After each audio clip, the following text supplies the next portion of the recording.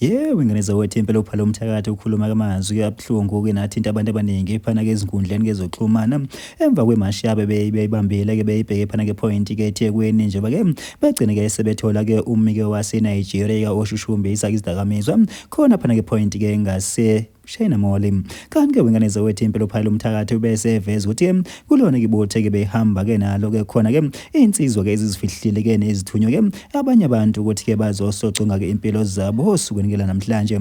Kanti-ke wengane zawethu impela-ke le nkulumo yakhe-ke ithinta abantu abaningi phana-ke ezinkundleni zokuxhumana impela-ke bethandazela-ke ukuphepha kwakhe uphala umthakathi nayo icrew yakhe esigabala-ke uJessica Zinhle Mangobese Zuma kanye nayo kungizwe Mchunu. Kanti-ke wengane zawethu impela-ke naye-ke uXolani-ke Khumalo-ke wesizokuthola bafethu impela-ke lokhu-ke kube izindaba-ke ezimbi kakhulu-ke athi-ke wazikhipha phana kuphala umthakathi-ke eveza ukuthi-ke impilo yakhe iseyisengcupheni-ke ngeyona ndlela ngoba-ke kunabantu-ke impela-ke abahlelela ukuthi-ke basoconge-ke izimpeleko zabo.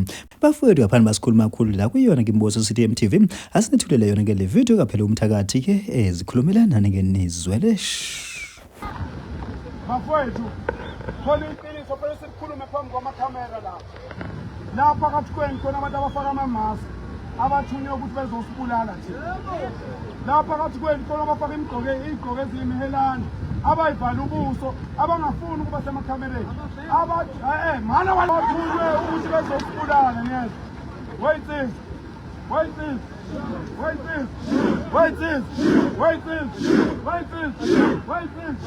Siyacela bafowethu, siyacela, siney'ngane bafowethu, sinabafazi bafowethu neza, kodwa izwe likhulu kunomfazi wami, izwe likhulu kuney'ngane zami.